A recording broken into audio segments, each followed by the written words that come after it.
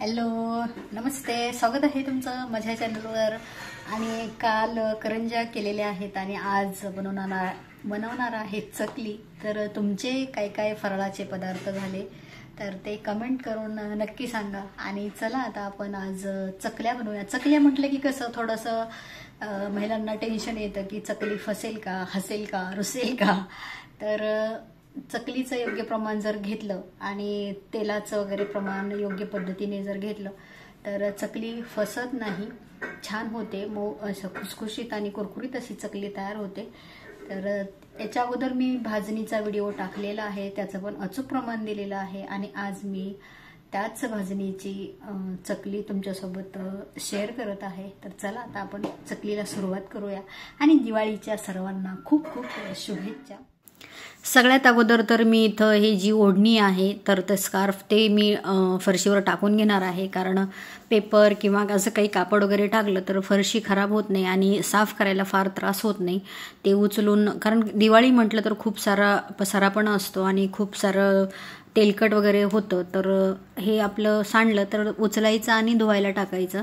तर फरशीवर सांडलं तर घसरायची वगैरे शक्यता असते आणि निघत नाही लवकर. त्याच्यासाठी मी हे स्कार्फ टाकून घेतलं आणि त्याच्यावरच आता मी हे सगळं घेणार आहे. तर इथं मी चकलीची भाजणी जी दळून आणली होती तर ती चाळून घेत आहे. तर इथं मी पहिली तुम्हाला टिप देते की तुम्ही चकली विकतचं पीठ आणा किंवा गिरणीवर दळा, घरच्या घरघंटीवर दळा. पण कुठूनही आणलं तर तुम्ही ते एकदम बारीक चाळणी, तुम्ही पीठ मोठं आणा, बारीक आणा, पण ते चाळून नक्की घ्या. त्याच्यामुळे चकली आपली हलकी होते.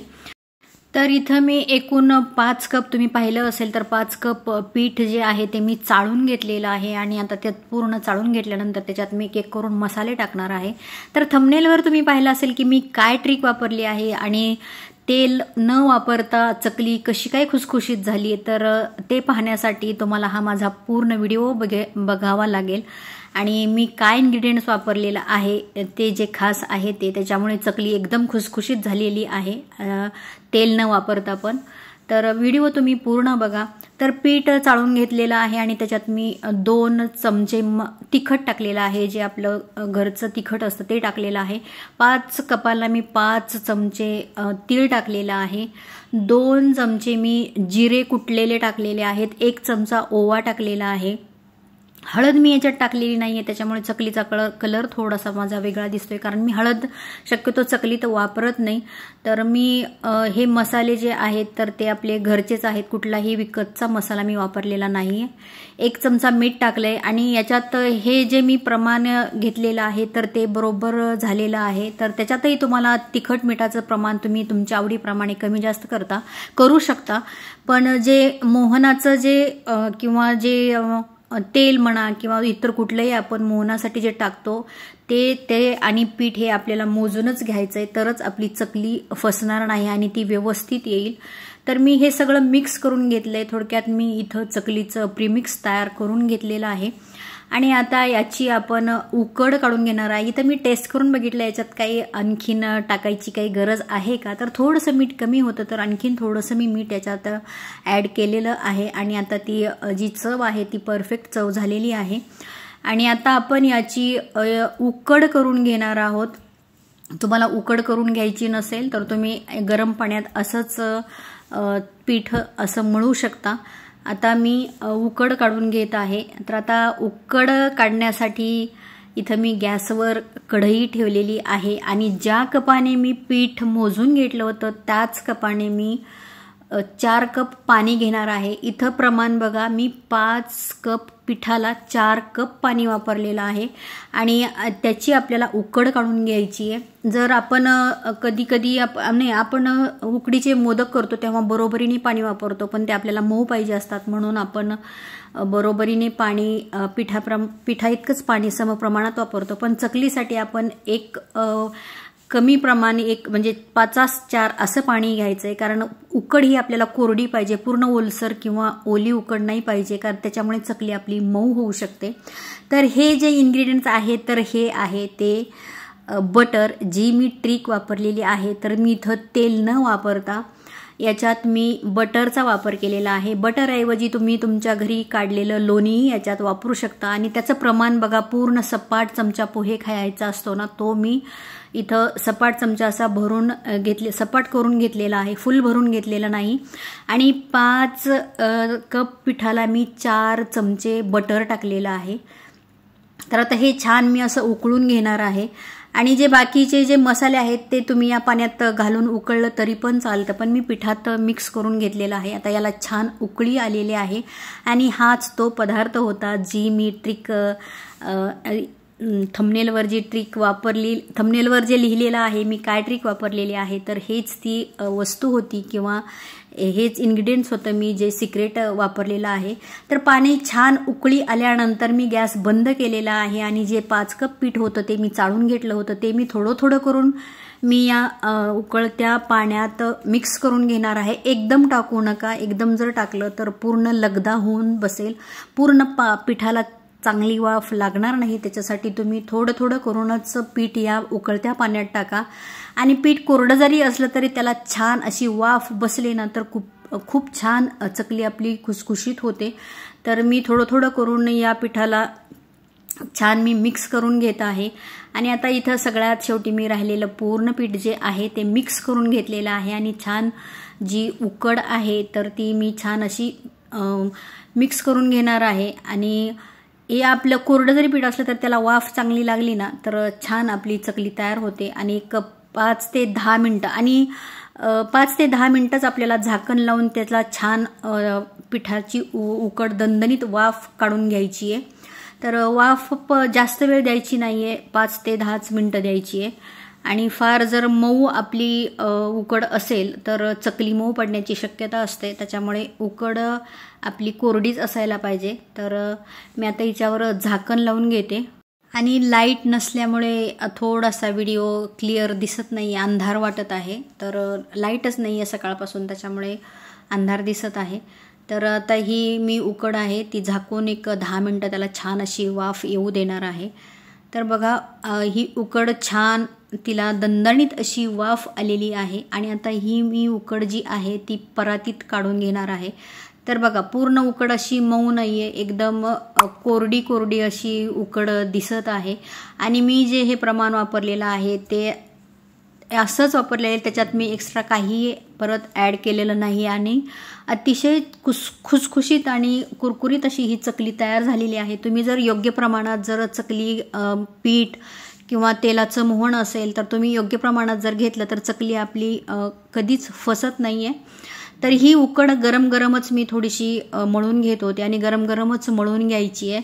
आणि जर तुम्हाला तेलाचं मोहन मी बटर टाकलेलं आहे, जर तुम्ही तेलाचं मोहन टाकणार असाल तर एका कपाला 1 चमचा इतकं मोहन टाकायचं आहे.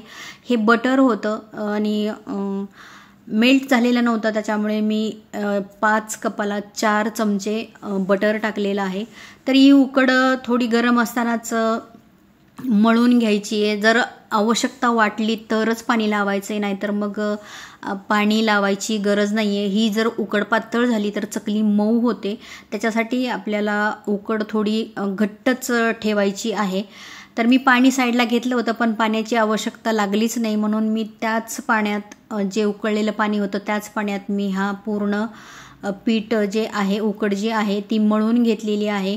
आणि पीठ जर आपलं घट्ट असेल तर जे आपल्या चकली आहे त्याला काटे छान येतात, म्हणून पीठ पातळ करायचं नाही किंवा पाण्याचा जास्त वापर करायचा नाही. जास्त पातळ झालं तर त्याला म्हणजे पाण्याचं प्रमाण थोडं जास्त झालं तर चकली मऊ पण होते आणि त्याला काटे पण चांगले येत नाहीत. तर मी त्याच पाण्यात ही मळून घेतलेली आहे. आणि इथं थोडंसं तेल लावून मी जो आता गोळा आहे एक मला सोऱ्यात भरायचा आहे आणि बाकीचं मी हे पीठ आहे तर मी झाकून ठेवलेलं आहे. ओल्या कपड्याने ठेवा किंवा कोरड्या कपड्याने ठेवा, पण ते झाकून ठेवा कारण ते सुकतं, हवा लागली की लगेच सुकतं आणि मग परत कोरडं होतं. तरी पण मग आपण नंतर ते मळून घ्यायचं, जरी पीठ कोरडं झालं तरी पाणी लावून ते मळून घ्यायचं, म्हणजे चकली एकदम छान येते. तर हा गोळा मी तेल लावून छान असा मळून घेतला. सोऱ्याला तेल किंवा पाणी तुम्ही आतून काही लावू शकता. मग मी ते पाणी लावून घेतलेलं आहे किंवा काही नाही लावलं तरी पण ती चिकटत नाही आहे, चकलीचं पीठ सोऱ्याला बिलकुल चिकटत नाही आहे. तर मी सोऱ्यात ते भरून घेतलं आणि आता याच्या मी चकल्या पाडणार आहे. पीठ आणखीन इतकं थंड झालं नव्हतं, आणखीन गरमच होतं. तरी पण मी चकली पाडायला सुरुवात करत आहे.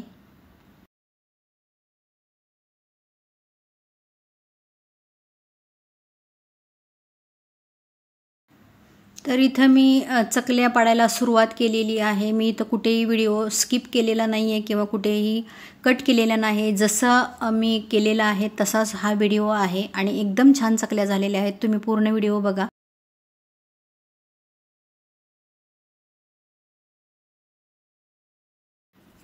तर बघा, चकली आपण जेव्हा फिरवतोय शेवगा तेव्हा बिलकुल तुटत नाही आहे. एकसारखी चकलीचा फेरे येत आहेत. तर एकदम परफेक्ट अशी ही उकड आपली तयार झालेली आहे. जवळून बघा चकलीला काटे किती छान आलेले आहेत. तर ही आपण जर व्यवस्थित परफेक्ट प्रमाण घेऊन जर चकलीचं पीठ व्यवस्थित मळलं, भिजवलं तर चकली कुरकुरीत पण होते आणि तिला काटे पण छान येतात. कुठेही तुकडा पडत नाही आहे किंवा कुठेही तुटत नाही आहे चकली. फेरे वगैरे त्याचे गोल एकदम छान येत आहेत. तर मी या चकल्या करून घेतल्या. तोपर्यंत साईडला मी तेल पण गरम करायला ठेवलं होतं. तर तेल तापलेलं आहे आणि आता चकल्या पण माझ्या झालेल्या आहेत. एक बॅच करून झालेले आहे. तर तेल बघा किती तापलेलं आहे. तर तेल आपल्याला कडकडीत असं गरम झालेलं तेल पाहिजे चकली तळण्यासाठी. आणि त्याच्यात आपल्याला जेवढ्या बसतील तेवढ्या चकल्या सोडायच्या आहेत. आणि नंतर आपल्याला जी गॅसची जी आच आहे ती मीडियम टू लोमध्येच आपल्याला चकली तळून घ्यायची आहे. कुठेही चकलीला तळताना गॅस फुल करायचा नाही आहे. पण सुरुवातीला जेव्हा आपण चकली सोडतो तेलात तेव्हा त्याचं जे तेलाचं तापमान आहे ते एकदम कडक असलं पाहिजे. तरच आपली चकली छान कडक आणि खुसखुशीत होते. आणि जोपर्यंत चकलीला तळून स्वतःहून कडकपणा येत नाही तोपर्यंत आपण त्या चकलीला अजिबात झारा लावायचा नाही आहे. आणि अशी पूर्ण एका साईडनी तळेल तेव्हाच आपण ती उलटायची आहे. तर हे बघा आता छान अशी कडक झालेली आहे.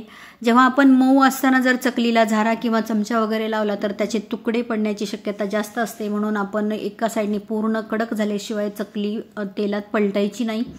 आणि आता इथं छान अशी एका बाजूने चकली कडक झालेली आहे. तर मी ते उलटून घेतलेले आहेत. आणि आता बुडबुडे जे तेलातले आहेत, चकली तळलेली आहे हे कसं समजायचं, तर ते तेलात टाकल्या जास्त किती बुडबुडे येतात आणि नंतर जेव्हा चकली पूर्णपणे तळते तेव्हा ते बुडबुडे एकदम कमी होतात. तेव्हा आपण समजायचं की आपली चकली तयार झालेली आहे. तर ही बघा चकली तयार झालेली आहे आणि काटे किती छान आलेले आहेत. तीळ, ओवा याचं प्रमाण पण अगदी परफेक्ट झालेलं आहे आणि खूप छान अशी ही चकली झालेली आहे. सुरुवातीला तुम्ही या चकलीचा आवाज ऐकला असेल, ती किती खुसखुशीत आणि नरम झालेली आहे. तर अशा चकल्या तळून चाळणीत काढून घ्यायच्या. तर नंतरची बॅच ही तयार करून घेतलेली आहे. आणि अशाच प्रकारे मी पूर्ण चकली तयार करून तळून घेणार आहे. तर तुम्हाला हा व्हिडिओ चकलीचा कसा वाटला नक्की सांगा. आणि माझे जर व्हिडिओ तुम्हाला आवडत असतील तर व्हिडिओला लाईक करा आणि चॅनलला सबस्क्राईब करायला विसरू नका.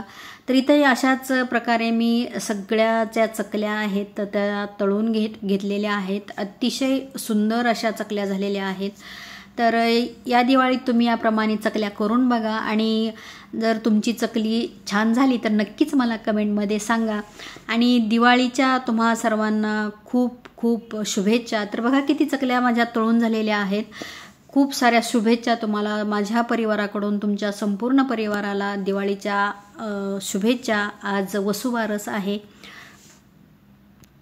तर बघा इथं माझ्या पूर्ण चकल्या करून झालेल्या आहेत आणि भरपूर साऱ्या चकल्या झालेल्या आहेत. तर कलर पण छान आलेला आहे. चकली छान झालेली आहे. तिळाचं प्रमाण, ओव्याचं प्रमाण तुम्हाला दिसत आहे. तिळ आणि चकलीला छान सुंदर अशी चकली दिसते. तर छान झाल्या होत्या चकल्या. तर भेटूयात आपण पुढच्या व्हिडिओमध्ये. तोपर्यंत सर्वांना बाय.